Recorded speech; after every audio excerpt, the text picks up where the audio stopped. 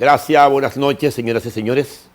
Hoy, como cada domingo, su programa Política Exterior, tenemos el grato placer de contar con la presencia del doctor Guido Gómez Mazara, dirigente político, analista internacional y un destacado hombre público de la República Dominicana. Buenas noches, doctor Mazara. Placer, Fausto. Placer contar con usted. Siempre.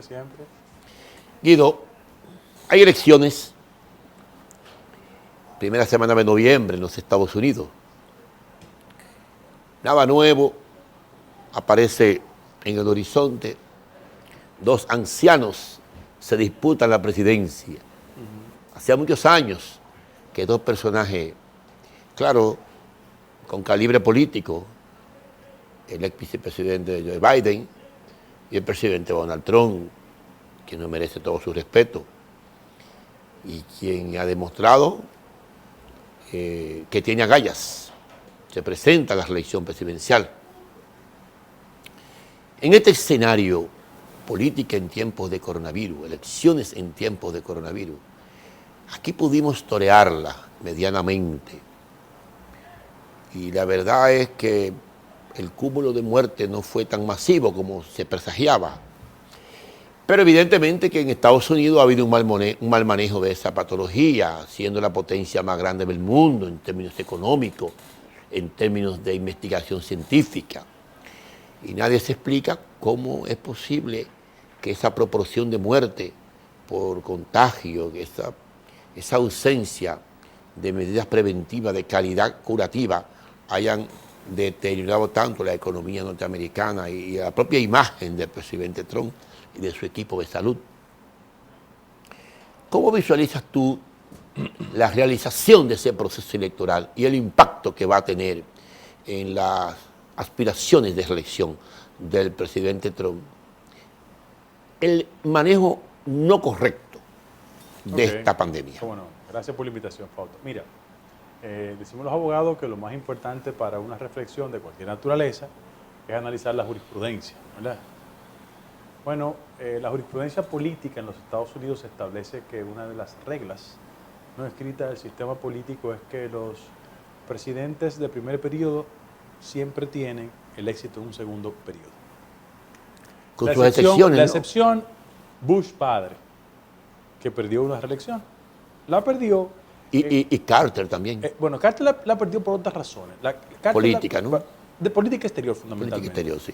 Hay que decir, bueno, pero en el recuento, tanto Carter como Bush le pasó eso. Sí. Ahora, la jurisprudencia más reciente es la de Bush.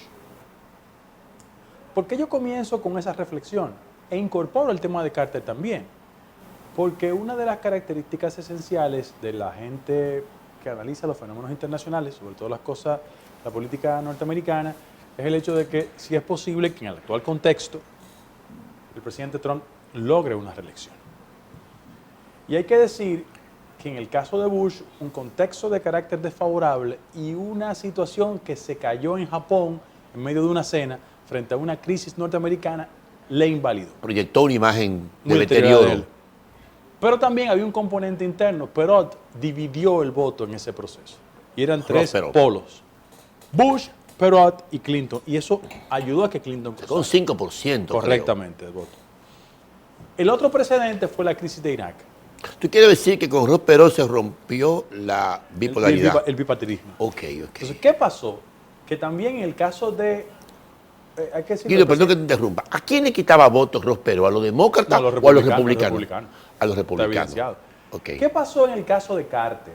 A Carter, un acontecimiento de orden internacional como Irán generó la sensación de que un presidente propenso al tema de derechos humanos era flojón en materia de una concepción de imperio propia de la Guerra Fría, porque estábamos en Guerra Fría. Totalmente. De que el imperio tenía que imponerse. Y eso habilitó el éxito de Reagan. Doy esas dos referencias. Que ya tenía 5 intentos, ¿no? Exacto. Doy esas dos referencias porque la gente entiende que hay que colocar mucho los procesos electorales en el contexto y la coyuntura en que se desarrollan. Es un momento histórico. En el caso de Trump, Trump tiene un componente, una crisis sanitaria que se ha hecho crisis económica en toda la humanidad y que ha generado, primero, la insatisfacción en la gestión de cómo se administra la crisis sanitaria, pero también cómo eso impacta en la economía norteamericana y de qué manera. Eso es un componente que de arrancada, junto a la jurisprudencia tanto de Carter como de Bush, crea la preocupación de que es posible que él gane. Y ahí entramos en la materia de los acontecimientos. ¿Quién es su competidor? Biden, que viene de una vicepresidencia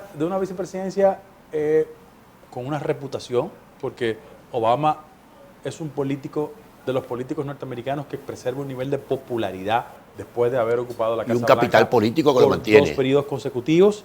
Y sobre todas las cosas, Biden ha sido endosado por las figuras emblemáticas del partido, fundamentalmente por Obama. Frente a eso hay un acontecimiento que también expresa cómo el tema de lo racial y de las minorías constituyen bloques electorales importantes, y es la incorporación de Kamala Harris a la candidatura vicepresidencial. ¿Qué hizo el Partido Demócrata inteligentemente? A una figura del orden, del establecimiento como Biden, que fue presidente del Comité de Relaciones Exteriores del Senado, hay que decirlo eso, le coloca quizás la figura afroamericana de mayor prestigio en una demarcación que es fundamental para la victoria, California. Porque Kamala Harris tiene muchos votos electorales. Correctamente. Kamala Harris es una persona de una reputación por haber sido fiscal dura en su demarcación. Y frente a eso, le adiciona un componente.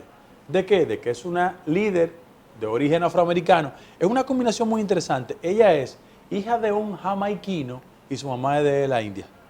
Wow. Oye, qué combinación. Esos componentes no fueron colocados de candidata a vicepresidencial ingenuamente. Me imagino que no. Tienen el interés de consolidar un bloque de electores afroamericanos e hispanos y sobre todas las cosas, lo que incorrectamente se llama minorías étnicas, porque muchas demarcaciones son mayorías electorales, porque el concepto de minoría étnica era propio de la década de los 60. Pero en demarcaciones fueron creciendo tanto y tanto que ya son mayorías electorales, pero se le tipifica de minorías, que es incorrecto desde el punto de vista electoral. Ahora, frente a eso, es una combinación que hay que contar. ¿Por qué? Porque aunque muchos aquí no entendemos bien el sistema electoral norteamericano, donde el voto individual puede superarte, pero las características del proceso te pueden hacer ganador. Si no, pregúntenle, bueno, hace 4 años a Hillary Clinton, y pregúntenle a Al Gore también lo que le pasó. Es decir, aunque ese fue otro escenario. Exactamente. Pero hay que decir que de arrancada, la reelección del presidente Trump tiene dificultades en el orden práctico. Eso no significa que él está derrotado, ¿eh? ¿En cuáles aspectos tú le percibes ciertas contrariedades? Bueno, en términos de manejar la crisis pandémica. Una crisis Primero. sanitaria, sí. En segundo lugar, los efectos que tiene en el bolsillo de los norteamericanos. Correcto. Y en tercer lugar, como un fenómeno que aquí quizás lo entendemos de otra perspectiva y ojalá en otro bloque podamos analizarlo, y es el hecho de que la crispación racial en Estados Unidos ha ido tomando cuerpo en la medida que muchos grupos llamados minoritarios han entendido que el lenguaje de supremacía racial que ha caracterizado la gestión del presidente Trump ambienta dificultades en la relación de las comunidades con la policía. Crea un caldo de cultivo, de confrontación social, tú quieres decir. Correctamente. Yo te pongo solo como ejemplo un hecho que a lo mejor la gente entiende que es aislado, pero es un hecho que revela cómo anda tensada la sociedad norteamericana. La NBA, que es la Confederación Nacional de Baloncesto Norteamericano, Sí. nunca en un cuarto de final había suspendido juegos, ni los equipos de grandes ligas. Eso pasa porque en Milwaukee, un acontecimiento terrible, le dieron 7 balazos a un afroamericano, y ya hay antecedentes recientes de ese conflicto, y bueno, los líderes deportivos afroamericanos, entre ellos LeBron James, son una figura. ¿Líderes? Líderes deportivos con un impacto en sus comunidades. Claro, claro. Suspendieron ese proceso. Eso en términos de pérdidas económicas es todo el dinero del mundo. Lo que revela que ya hay una actitud muy crítica concerniente a la Cuando tú involucras el deporte líderes deportivos. con ese tema, es una Por ejemplo, cosa muy grande. el coach de un equipo importante, que es una figura emblemática de Los Ángeles Clippers, se llama Doc Rivers, hizo un comentario que generó seguidores, 5 millones de personas. Porque él, siendo hijo de un policía, de origen afroamericano, expresó de que como en el gobierno de Trump, ellos sienten que hay un nivel de agresividad. Todos esos componentes se van sumando a un proceso electoral que se habrá de expresar en noviembre. Y yo creo que cuando tú le sumas tantos elementos de dificultad, las reelecciones se hacen difíciles, no imposible. Por eso yo comencé mi argumento recordando las razones de por qué Carter no, de por qué Bush no. Entonces, ahora, la administración del presidente Trump, yo la siento que de arrancada tiene muchas dificultades en la reelección. Guido, casi siempre el escenario político de una relación presidencial o de unas elecciones presidenciales en los Estados Unidos, hay un componente en el área internacional, hay un eje en el escenario de política exterior. En este caso, el presidente Trump ha decidido sustraer esa confrontación. Bajó su nivel de impacto con Rusia, lo sacó de agenda con China prácticamente, y con el caso de Cuba lo obvió, y con el tema del Medio Oriente, pues se ha hecho un poco el desentendido, ¿no?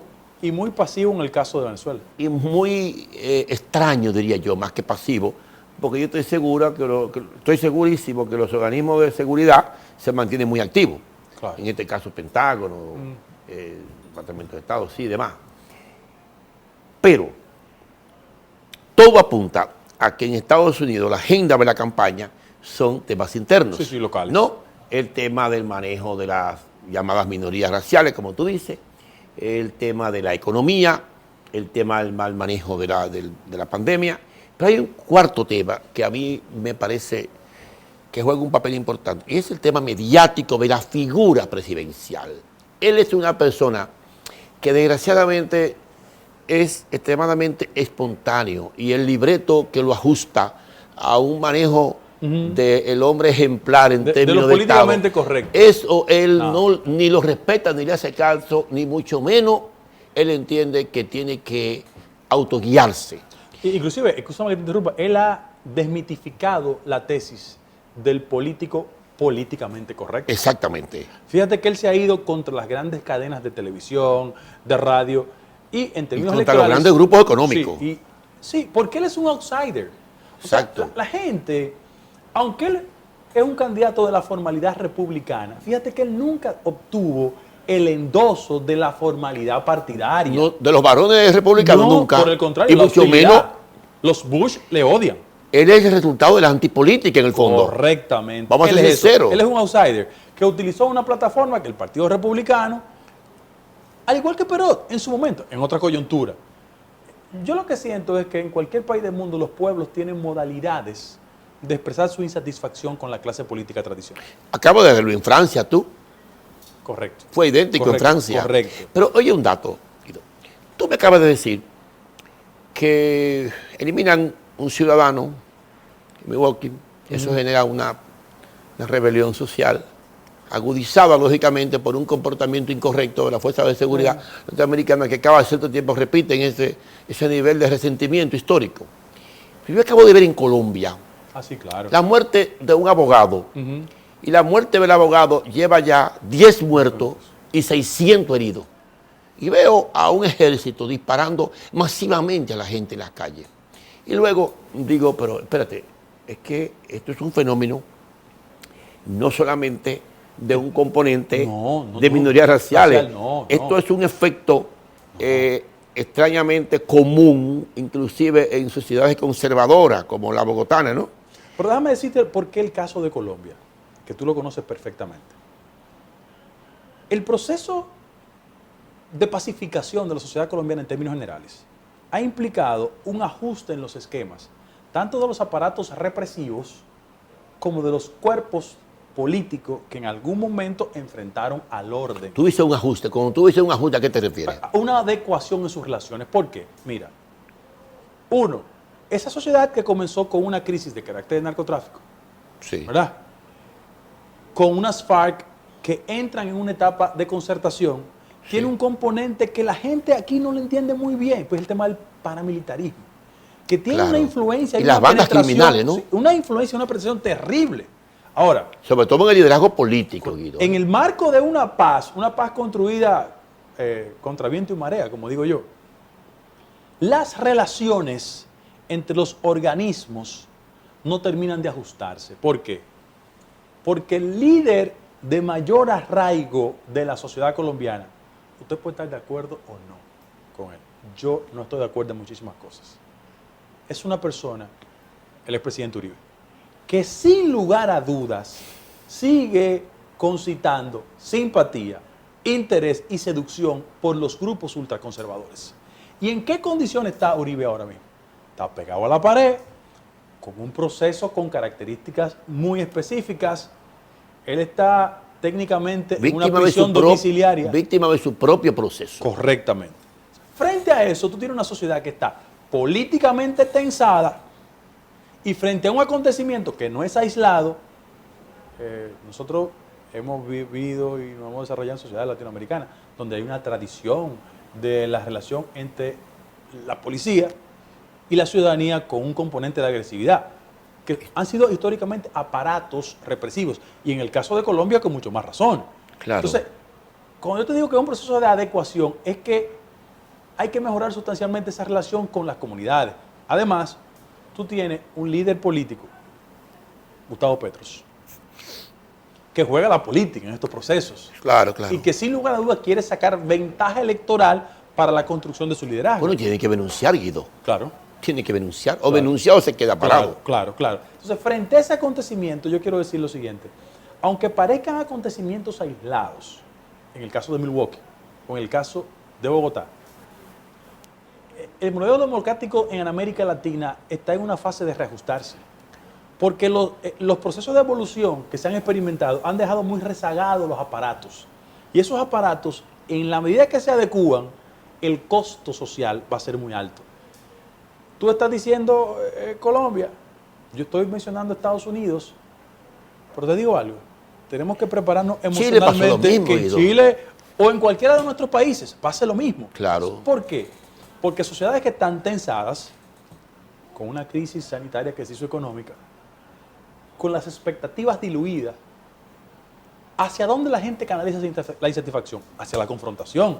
Y si no hay una clase política consciente, no importa dónde tú estés, tú puedes estar en China, en Japón, en Estados Unidos. La reacción va a ser la misma. La reacción es la misma. Claro. Entonces, yo pienso que un programa como el tuyo se presta mucho para eso. Este mundo global nos ha enseñado a ver las perspectivas de las sociedades más allá de nuestras fronteras, pero también ha incorporado en el concepto de lo global los conflictos que son locales, porque tú dices, mira... Y lo vuelve globales. Claro, exactamente. Este conflicto en Milwaukee, pero el conflicto está en Bogotá también, y puede estar en las calles de Perú. En la construcción de esta... Pero tú viste la primavera árabe. Correcto. ¿A partir de dónde fue que arrancó? En Túnez. De una paliza que le dan a un vendedor callejero. Y cómo las redes sociales juegan su rol. Es fundamental. En este proceso. Es lo que te quiero decir. En Colombia, como bien tú analizas correctamente, la figura de Álvaro Uribe es trascendental en la vida democrática de esa nación. Inclusive aquí en este país hay ministros que le deben la vida a él. Ministros actuales, que yo me reservo su nombre. Y, sin embargo, Guido, en el manejo de la paz con la FARC, que fue un proceso muy extraño, donde la ciudadanía votó en contra de la paz, una cosa que yo nunca le he encontrado explicación. Ahí donde tú estás, se sentó el embajador de Colombia hace un par de semanas, y le buscamos toda la vuelta jurídica. ¿Cómo se pudo aplicar un proceso de paz donde la gente votó en contra? Pero bueno, al final había que aplicar la paz, porque el plebiscito no era finalmente el único espacio de vinculación, sí. De vinculación con el proceso. ¿No? Pero Guido, eliminada las Fuerzas Armadas Revolucionarias de Colombia, FARC, de la confrontación con el ejército de Colombia, con el sector más conservador del ala militar, paralizaba esa parte de la Guerra Fría que se venía prolongando absurdamente con la guerrilla más vieja de América Latina y también la más poderosa. Sí. Esas Fuerzas Armadas, que tú sabes perfectamente, que llevaron a cabo uno de los errores más grandes, uno de los crímenes de la lesa humanidad más dolorosos, Falso positivo. que fue la eliminación de 7.000 ciudadanos humildes bajo el alegato de que se trataban de guerrilleros, y todo el mundo sabía que no eran más que argumentos para justificar una victoria que no se estaba produciendo. Sí. Los famosos falsos positivos. Los famosos falsos positivos, que no lo digo yo, lo dice... No, y hay condenas. Lo dicen instituciones norteamericanas como American Wax. Sí. Y lo dice toda la comunidad internacional. Y hay condenas sobre una parte del generalato. Y eso le costó parte del prestigio al presidente Santos y parte del prestigio al propio presidente Uribe. Que aunque ellos están separados, por ese punto común los... ¿No piensas tú que frente a la ausencia de esa confrontación, FARC, ejército, el ejército, que lógicamente nunca pagó ese costo de los falsos positivos, porque nunca se autocriticó, nunca pidió perdón? Guido, tú estás hablando de 5 o 6 mil personas. Eso es una locura. Yo le preguntaba a la alcaldesa de Bogotá, Claudia López, en una entrevista que le hice, y ella me decía, mire, no son 7.000, son 4.500. Y yo le decía, pero eso es una locura, eso provoca la caída de 7 gobiernos en Europa. En este momento, matar 4.500 personas, ponerle uniforme y arma y presentarlo como... Es una cosa, eso es de delirio. Eso está inclusive en la Corte de la Haya en este momento.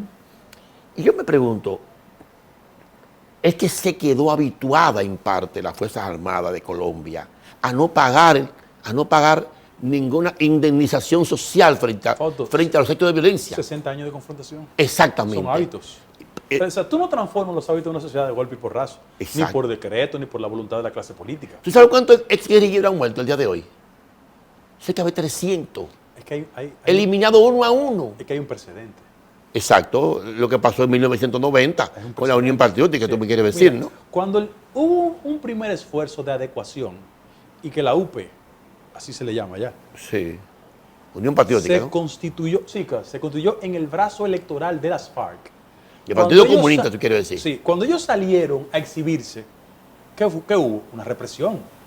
Y vino el repliegue automático. Es decir, cuando tú tienes 50 años de confrontación y cuando tú tienes alianzas no del todo transparentes entre un segmento de la clase política y el paramilitarismo, con el objetivo primero de perseguir el narcotráfico. Sí. Pero después vino perseguir a las izquierdas. Y después vino a hacer ejércitos particulares que se alquilaban y se vendían, claro, ¿no? Claro. Una locura eso. Yo invito a cualquier persona que le guste el tema del paramilitarismo, ¿no?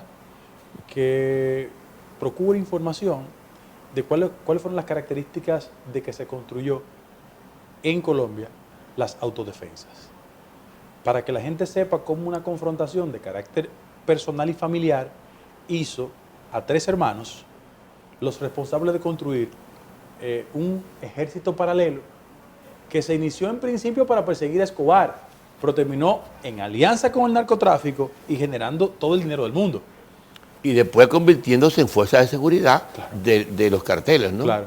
Pero creo que en este momento Salvatore Mancuso... Hablo de los hermanos Castaño, para que la gente sepa. Sí, pero Salvatore Mancuso, que era uno de los ideólogos, en este momento... va rumbo a Italia. No. El Departamento de Justicia decidió enviarlo a Bogotá nuevamente. Tú sabes que él es de origen italiano, ¿no? Sí, ese es el argumento. El argumento jurídico. Lo iban a liberar porque ya cumplió 13 años de cárcel. En Estados Unidos. En el manejo de la buena conducta. Pero decidió echar para atrás el envío a Italia y mandarlo a cumplir una segunda pena a Colombia, lo cual crea mucha combustión al tema del paramilitarismo, que tú sabes que afecta una parte de la clase política. Pero Guido, volviendo al tema del proceso electoral de los Estados Unidos, que hicimos esa pequeña intercepción, volviendo a ese tema, tú percibes que el poderío económico, el poderío mediático de los Estados Unidos apuesta a Trump en este momento? ¿O tú percibes que hay una subdivisión en ese sector? Hay una división. Mira por qué. Si tú vas a las cadenas tradicionales, Fox es un aliado del Partido Republicano y por ende de Trump. Sin embargo, las cadenas que son mucho más hacia el centro que hacia las propuestas liberales, como NBC, están cerca del candidato demócrata. ¿Por qué? CNN está muy declarada. No, porque es una activista. Sí. Exactamente. Entonces, frente a eso, yo quiero decir lo siguiente. Pero tú dices una activista, pero en contra de Trump. Totalmente del Partido Demócrata. Correcto. Lo que estoy diciendo es lo siguiente. En la medida que se acerque más el proceso, los niveles de crispación en los medios de comunicación se van a poner de O manifiesto. sea, polarizar la confrontación. Correctamente. Ahora, ¿qué demostró Trump? Porque hay que ser justo. Trump demostró que se puede ganar sin ellos. Sí. Y él apela a calcar Bueno, esa en experiencia. un primer round. Sí, Guido. él apela a calcar esa experiencia. Yo pienso que no le va a salir. Es mi valoración. Sin embargo, por ejemplo, todo lo que es el concepto de conspiración rusa, manipulación de las redes, esos son componentes que de una forma u otra van a trabajar en esta etapa de la campaña. Siento, sin lugar a dudas, que no me gusta hacer pronósticos tan a distancia, pero el nivel de radicalismo de las estructuras televisivas, radiales y las redes sociales va a llevar a un estado de locura el proceso de competencia norteamericana. ¿Por qué? Porque Cuando tú dices de locura, ¿a qué te de refieres? militantismo. O sea, Van a cerrar filas. ambas partes se van a Van fanatizar. a cerrar filas porque hay temas de nación que los dividen. ¿Cuál es el riesgo, Guido, de eso? Perder la credibilidad. Yo te dije a ti ahorita en el argumento que a veces las comparaciones no son buenas, pero como el Sí. mundo es global, uno hace lo mismo. Claro. Fíjate cómo en países como los nuestros, el rol poco responsable de los medios de comunicación, localmente hablando, lo termina lanzando al basurero. Claro. Eso pasa, Tanto a ellos como a los predictores. claro, entonces eso pasa en sociedades como la norteamericana, donde mucha gente, en aras de cerrar filas en el marco del militantismo, en una campaña electoral, pierde su objetividad y las consecuencias son funestas. ¿Qué yo quiero decir ahora? Quiero decir que en estos meses veremos un radicalismo. Apenas se inicia la confrontación, ¿qué Sí, quiere decir? Sí. Habrá temas. ¿Por dónde más impugnan a Trump? El tema impositivo, en el orden personal, los negocios de su familia, que hay ahí una. La división de la sociedad. Sí, no, él ha fragmentado la sociedad en dos. Él ha dicho los que están conmigo o los que están en contra, y por ahí se ha ido. ¿Dónde está la gran deficiencia del Partido Demócrata en términos de propuesta? Que si hubiese sido un candidato más remozado, más conectado con la sociedad del siglo XXI, la distancia fuera mucho más larga. Yo creo que tú le pones a una versión Obama en este contexto a Trump y le das una pela. Pero tú no crees que la compañera vicepresidencial de Biden Harris. puede contribuir un poco a mejorar esa distancia. No, lo que pasa es que la pusieron por eso. Porque entienden que es un acto de compensación con lo que representa Biden. Biden es un político del establecimiento, Totalmente. así como fue Hillary Clinton. Son políticos del establishment. No hay discusión en Entonces, cuando hay un político como Trump, que es un outsider dentro de un partido tradicional, hubiese sido mucho más atractivo en el orden electoral buscar un candidato con esas características. Lo que pasa es que en el espectro del Partido Demócrata no existe una figura con esas características. Pero tú crees que Donald Trump unifique el Partido Demócrata. No, No lo unifica, no. lo fracciona. Lo fracciona. Tú lo sabes. Lo fracciona. Tú sabes que, Lo va a por ejemplo, fraccionar. la familia Bush no los resiste para decir, No, son sus para decirte adversarios. dos nombres, ¿no? Son adversarios. Pero tú no percibes que hay un componente en la propuesta de Donald Trump que ya suena a lo mismo. O sea, ¿qué propone Trump en el 20 que, El no, único que elemento- no propuso en el 16? El único elemento atractivo es el tema que es materia científica, ¿no? Pero él plantea Sí. la posibilidad de que bajo su administración se consiga una vacuna para el COVID. Pero no lo logra. Si de aquí a noviembre no lo logra. Pero es un atractivo propagandístico. Y él lo va a usar. Sí, pero Guido, Sin posibilidades. el nivel de muerte Altísimo. es alto. Y yo te pregunto, si de aquí al 4 de noviembre tú no tienes un impacto, tú sabes que eso coge un año por lo menos. Y ahora, yo no percibo ningún acontecimiento. ¿Tú percibes hoy a unos Estados Unidos más fuertes después del ascenso de Trump? ¿O tú percibes un Estados Unidos mucho más confrontado? Porque yo percibo pleito terrible con la Unión Europea y con todos sus socios históricos. Sí. Competencia comercial con China. Una fragmentación con la OTAN, con el bloque militar más grande. Una confrontación que la volvió exclusiva con China en términos económicos y que la pretende articular en términos militares, de una manera estratégica para no confrontarse también con Rusia, ¿verdad que sí? Porque sería una locura. Una ausencia total de política exterior hacia América Latina. Sencillamente total. El único tema que les preocupa en materia de política exterior hacia América Latina es Venezuela. Porque fíjate lo que ha pasado, Fausto, y tú eres un estudioso del tema. No le interesa a México, tú consideras. México está sustraído entonces del debate. Mira, hay que ser justo. Trump ha sido capaz de bien llevarse con Andrés Manuel López Obrador, que es un personaje muy especial, que es un outsider también, ¿eh? Aunque viene de una tradición partidaria, es un outsider. No, Guido no puede ser un outsider, no. Sí. No, Andrés Manuel no. Claro, porque él viene de una tradición PRI-PRD, pero se subió en una plataforma de outsider, Eso le sí. hacía crítica, como Trump. No, eso sí. Él viene de la partidocracia tradicional. Exacto, Fue gobernador, alcalde, exacto. pero su discurso era de ruptura. Era de ruptura. Sin Y embargo, al final terminó cohabitando. Sin embargo, yo debo decir que en el caso de México, Sí. que son sus vecinos ahí, ¿no? En las narices, la administración del presidente Trump ha jugado a la cohabitación, al entendimiento. No necesariamente pasa con otro tipo de relación que la política exterior norteamericana. Con Canadá no pasa lo mismo. No, hay una confrontación. No tiene un buen manejo con Canadá. Es que, ponte a pensar que el jefe de la política exterior norteamericana, actualmente, Pompeo, es un hombre que viene de los departamentos de seguridad e investigación. Hizo el tránsito de la CIA a la Cancillería. Y eso implica una transformación del criterio sobre política exterior. Totalmente. Descuartizó la diplomacia y la llevó a la inteligencia. Priorizó el componente de inteligencia. Y para tales fines, tú ves que él interviene con unas características no diplomáticas.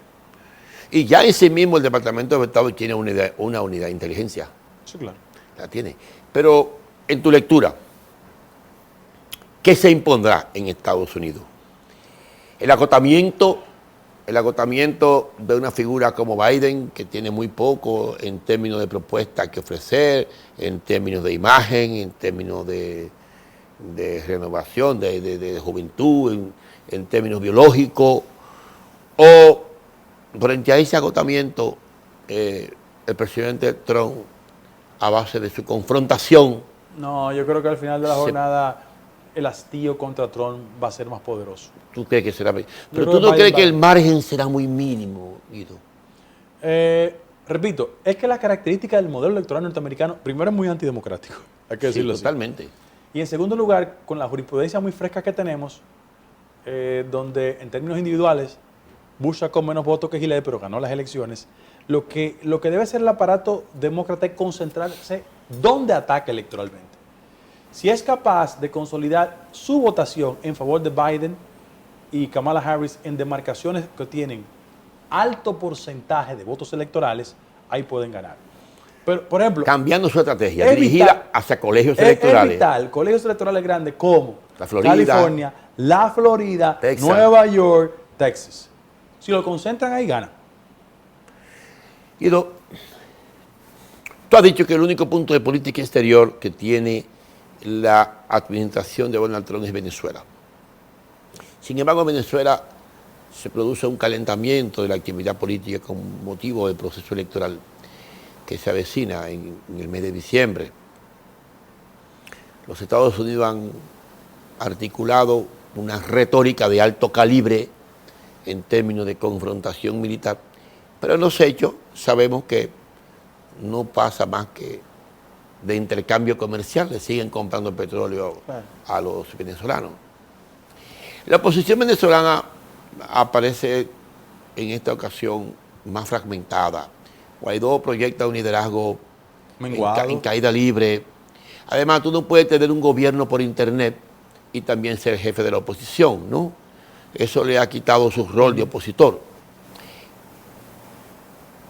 Tú y yo sabemos que el presidente Maduro, con un petróleo a ese precio, con una nación dependiente de ese único producto de exportación, la tiene muy difícil.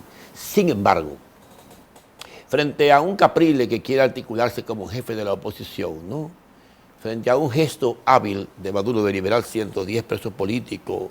Freddy Guevara estaba ahí en ese grupo. Estuvo en la Embajada de Chile. Correcto. Entonces, ¿Tú no entiendes que al fragmentar la oposición, al encontrarse el mundo a la defensiva en términos de salud y los Estados Unidos en un proceso interno, eso le puede permitir a Maduro y a su equipo y al PSV? Mira, mis amigos venezolanos no les va a gustar lo que yo voy a decir, pero bueno, lo voy a decir. Cuando tú dices tu amigo, ¿a quién te refieres? Mis amigos, yo tengo muchos amigos venezolanos, sobre todo las cosas que son del sector antagónico a Maduro. Son amigos tuyos. Yo debo decir lo siguiente, quizás es muy cómodo para nosotros hacer un análisis objetivo de lo que pasa en Venezuela, pero a distancia yo quiero decir lo siguiente. El gran problema de la oposición venezolana, como el gran problema del comportamiento político de los clanes tutelares en toda América Latina, es que su discurso se parezca a la base social y electoral que los respalda. Este es un término puro de venezolanos. El cifrinismo, o sea, los cifrinos, es cierto que tienen la razón en términos democráticos de lo que está pasando en Venezuela. El problema es que muchos de ellos no se parecen al típico venezolano. Lo que te quiero decir es que el liderazgo político no tiene una identificación social con la base política. Ese es el problema. ¿Y qué es el chavismo en principio que hoy se ha deteriorado en Maduro? El ciudadano de a pie. El ciudadano de a pie. O sea, si hay un en lo físico, en el discurso. Si hay un personaje que reivindicó la incorporación de los excluidos, fue Hugo Chávez Frías. Y le dio categoría de Estado, le dio mando, claro, en tiempos de un petróleo en otra dirección. $140. Correctamente. Ahora, este deterioro democrático de Venezuela, injustificado, y que Maduro por las buenas no puede construir una opción electoral con posibilidades bien observadas, no ha encontrado la inteligencia práctica en la oposición, porque el liderazgo opositor, solo sus apellidos, lo desconectan de la base electoral venezolana. Yo te voy a dar dos nombres. Guido, y el nivel de confrontación interna también de la oposición entre ellos. Es más fuerte que con el gobierno. Y los egos. Exacto. Los egos envueltos. Por ejemplo. Y las inexperiencias. La gente sabe que la figura fundamental de la oposición es apellido Capriles Radomski. Imagínate tú. No estoy diciendo otra cosa. Eso de arrancada genera un bloqueo de conexión con los sectores populares. ¿Tú quieres decir que eso equivale a tú expresar que el jefe de la oposición puede ser Vicini, Bonetti, cosas así? Sí. Eso de arrancada en un pueblo que tiene 15 años articulado alrededor de un discurso de fragmentación entre el venezolano que me está escuchando, ¿sabes lo que estoy diciendo? ¿Qué le decía Chávez? Escuálidos, pero no se lo decía de maldad, se lo decía con una intencionalidad política de dividirlos. Lo de abajo, con Chávez. Y Maduro, que no tiene el carisma ni el atractivo de Chávez, ha manipulado ese concepto. ¿Qué estoy diciendo yo? Guaidó no es una expresión oligárquica, pero es la continuidad ¿de quién? De López. Sí. Entonces, y López está en España. Sí, pero también es un cifrino en el lenguaje de los venezolanos. Sí. Entonces, hubiese sido mucho más efectivo en la consecución de los objetivos si una parte del liderazgo opositor venezolano se conectara más con el venezolano de a pie. Con el venezolano de cualquier sector popular. Acción Democrática era que generaba ese tipo de liderazgo, ¿recuerda? Porque Copey era élite, era la democracia cristiana elitista. Pero la Acción Democrática era que colocaba. Lo que pasa es que la clase media se apoderó del liderazgo político, la clase media alta y la clase alta se apoderó del liderazgo político opositor, porque frente a la debacle de los ADECO y frente a la debacle de Copey, por ahí se colocó la fuerza del presidente Chávez, ¿no? Y la opción que yo le presenté después se llama Primero Justicia, que es un grupo de muchachos jóvenes, talentosos, muy capaces, pero que no conectan abajo. Mire cuál es el problema. Siempre es el equivalente como tú decir del movimiento 14 de junio, en los 60, exactamente. ¿no? Miren cuál es mucha calidad, pero poca conexión abajo. Pero poca conexión. Nosotros deberíamos ser recusables a la hora de emitir este argumento, pero ¿por qué liderazgos como el de Peña trascendieron? Porque Peña... ¿Por qué es recusable? No, por nuestro afecto histórico, nuestra relación, ¿no? a la hora de hacer un juicio objetivo. Pero ¿por qué Peña fue un líder trascendente? Porque Peña conectaba con el alma de los excluidos. El de Gualego, Chupita, Lomina, Catanga, se identificaba con Peña. Él era como la gente. Exactamente. Entonces, ¿cuál es el problema? Que en América Latina las élites económicas han tenido como estrategia desdibujar de los partidos políticos su naturaleza popular. Guido, pero si una virtud tuvo el socialismo del siglo XXI fue que parió líderes mucho más cercanos a la gente, porque Lula era un hombre mucho más cercano a la gente. Ahí es que vamos. Ese fue su éxito. Ese fue su éxito. ¿Cuál ha sido el problema? Evo Morales igual. ¿Cuál ha sido el problema? Que en el marco de un reordenamiento de la realidad de América Latina, las élites han querido, repito, desdibujar legítimamente el carácter popular de las organizaciones y han sustituido los componentes ideológicos, programáticos de lealtad partidaria a la inversión. Claro. Oye, a las corporaciones. La corporación política, óyete, vuelvo, ¿qué es Capriles Radonsky? ¿Qué es? Más de lo mismo. ¿Qué es López? Claro, yo favorezco las acciones democráticas frente a Maduro. Yo no tengo problema de eso. Ahora, si hay quien le encabece, ¿qué es Maduro? Un chofer de una guagua. Claro. ¿Tú entiendes lo que entonces siempre le dejan cancha a estos populistas para manipular ese concepto de confrontación de clase y la gente no se siente identificada? Cualquier país se parece a este, pero este país no se parece a ninguno. Yo quiero hacer los paralelismos para que la gente más o menos me entienda. Tú no puedes poner a Juan Ubiere a aspirar a la presidencia del country club. No. ¿Verdad? Porque hay una desconexión natural. Pero sí de un sindicato. Sí, de un sindicato. Ahora, claro. Tú lo que no puedes poner al presidente del country club a ser diputado por la circunscripción 3. No, no te gana. Entonces, en pocas palabras... Puede ganar. No, te puede imponer a papeletazo. Sí, se puede. Pero no se conecta con la gente. Entonces, en este proceso de crítica y reconstrucción de la relación del liderazgo político en América Latina, en Estados Unidos, ¿qué tú ves? Que, por un lado, hay grupos con sed de reconstruir un liderazgo diferente, alternativo, y hay otros que creen los grupos oligárquicos, y no estoy generalizando, hay excepciones, que creen que la fuerza del dinero impone carisma y candidatura.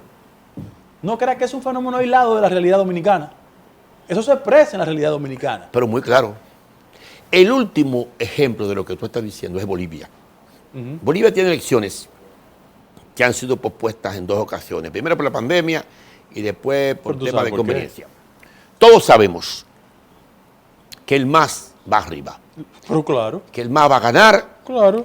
Y ya el propio liderazgo de la oposición está fragmentado. La fuerza de Santa Cruz, que la encabezaba el gobernador que se había presentado de candidato presidencial, retrocedió a ser candidato en su región. Ahí volvemos al punto, que no conectan con el pueblo. Porque lógicamente no conectó. Y Massa, él es el presidente, tiene la oposición fragmentada. Evo Morales, a quien quieren liquidar moralmente, no pudieron matarlo físicamente, le dieron un golpe blanco, ¿verdad que sí? Y ahora lo quieren liquidar. No estoy justificando cualquier error que haya cometido el presidente Morales, porque él no es... Ni sus 14 años de gobierno. Bueno, el manejo económico sí lo defiendo. Tuvo un manejo económico excelente, dejó una economía muy diferente, un sistema... incluyó a los excluidos. No solo eso, el nivel de compromiso y de equidad, y el nivel de inversión en la gente, y algo mayor. Bolivia recibía 250 millones de dólares por concepto de impuestos que pagaban las grandes corporaciones por la expropiación de sus recursos naturales. Terminaron pagando con Evo Morales 3.900 millones. Cuando tú lo arrancas de 250 a 3.900 y al final la llevó a 5.000 millones al año. Le está arrancando parte de lo que se llevaban. Además, y eso hay que pagarlo políticamente. Además, es el néctar de la conspiración. Exacto. Entre otros recursos naturales.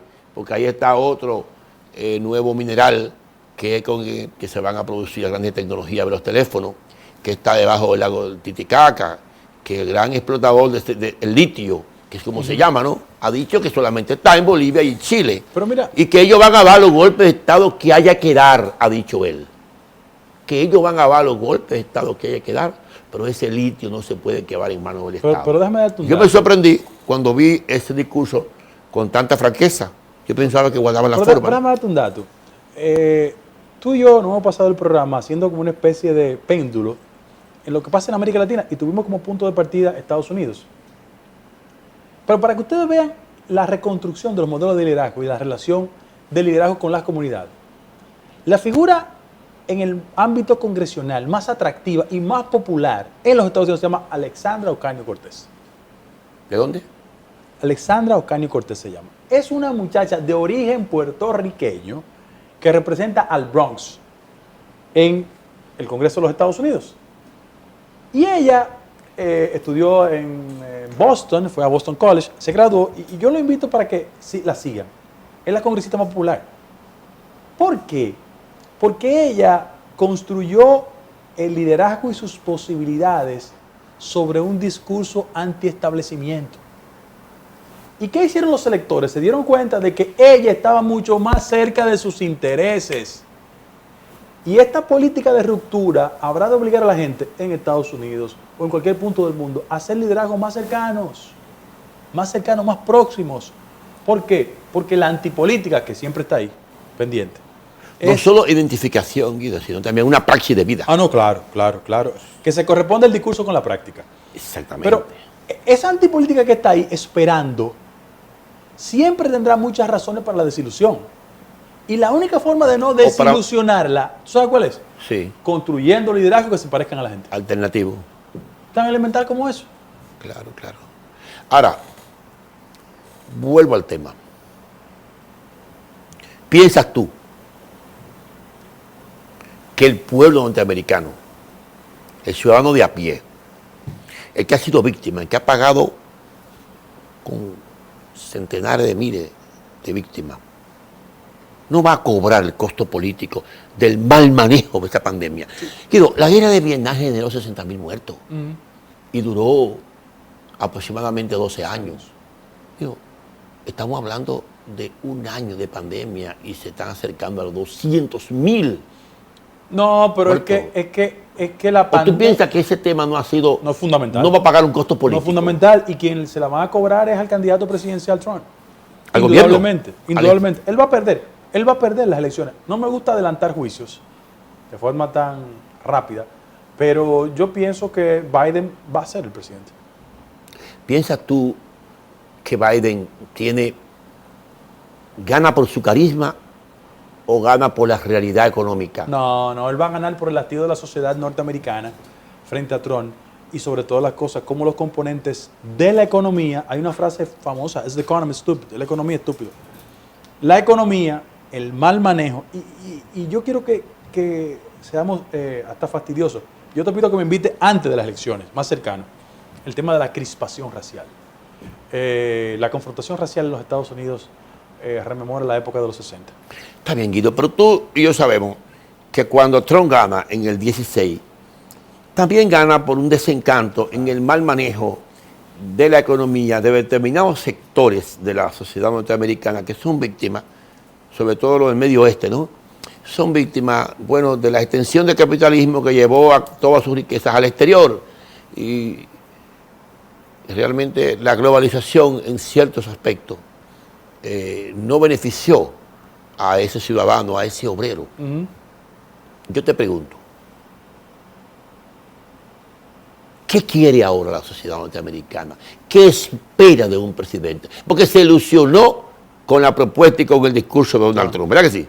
Se ilusionó con rescatar los buenos empleos, los buenos salarios, y que América sea grande de nuevo. América grande de nuevo, con ese toque nacionalista y además dirigida lógicamente a un sector racial también, vamos a ser sinceros. Porque él no se dirigía a Detroit. No. Él se dirigía hacia otro sector. Pero yo te pregunto, ¿hacia dónde crees tú que esa clase media norteamericana, que ese ciudadano de a pie, que esas famosas minorías raciales, quieren que se conduzca el nuevo gobierno norteamericano? Lógicamente, una sociedad muy a la defensiva, muy averiada, muy afectada. Yo siento que el factor de mejoría de la economía va a ser un factor determinante. Uno. Dos, una mejoría sustancial de las relaciones entre las comunidades minoritarias y la fuerza policial. Pero en tercer lugar, yo creo que los norteamericanos están muy conscientes de los riesgos que ha implicado para ellos tener a un presidente con las características desbordadas del presidente Trump. ¿En qué sentido? Bueno, un hombre que es capaz de hacer comentarios que rayan ya en la destrucción ética de la relación con la mujer. Un presidente norteamericano. El manejo conductual para ello. Es un hombre que se desbordó. Yo pienso que esos elementos... ¿Tú percibes que hay algo de hipocresía en el manejo del ciudadano norteamericano? Totalmente. Que necesita una figura que sea su jefe de Estado, que tenga un comportamiento procedimental. Más distante, sí, más políticamente correcto. Creo que sí. Eso es parte de la hipocresía de toda sociedad. Ok. Entonces yo, señores, estamos conversando con el doctor Guido Gómez Mazara. Estamos en la recta final de este programa. Guido, no podemos irnos de este programa, de este primer enfoque sobre lo que va a ser el proceso electoral de los Estados Unidos, sin esta pregunta final. ¿Cómo piensas tú que va a incidir sobre los Estados Unidos, sobre Trump, sobre el proceso electoral, su confrontación con China?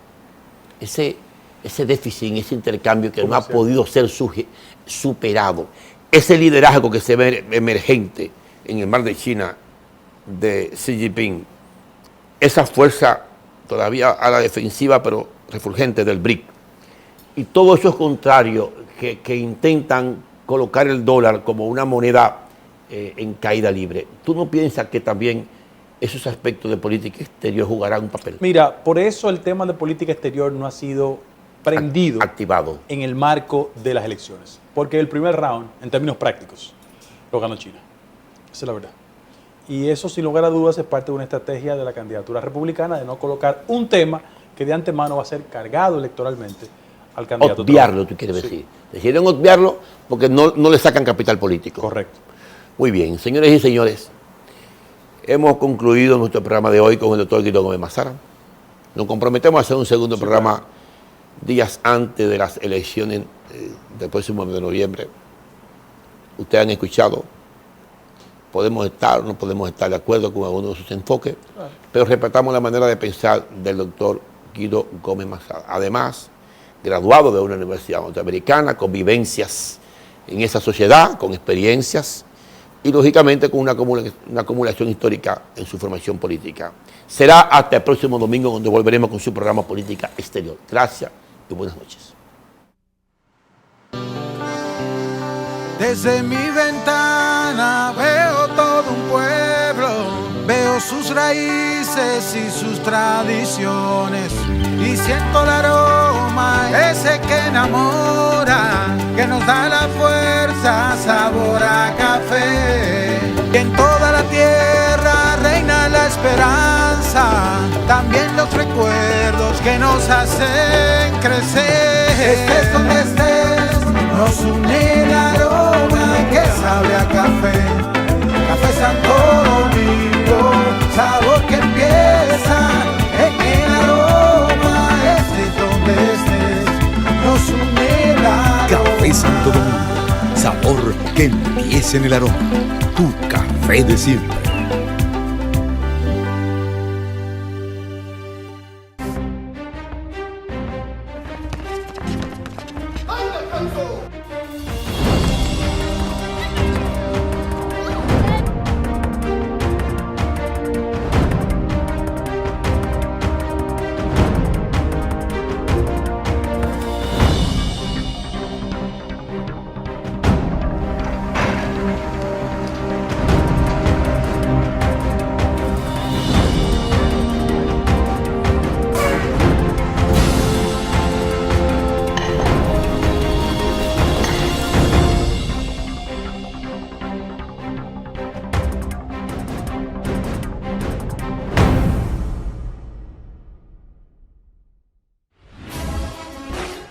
Lista para el deporte.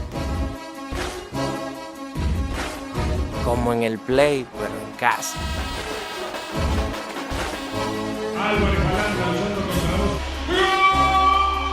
Para que lo escuchen hasta los vecinos. Celebremos con todo, por deporte. Plaza Lama, la super tienda.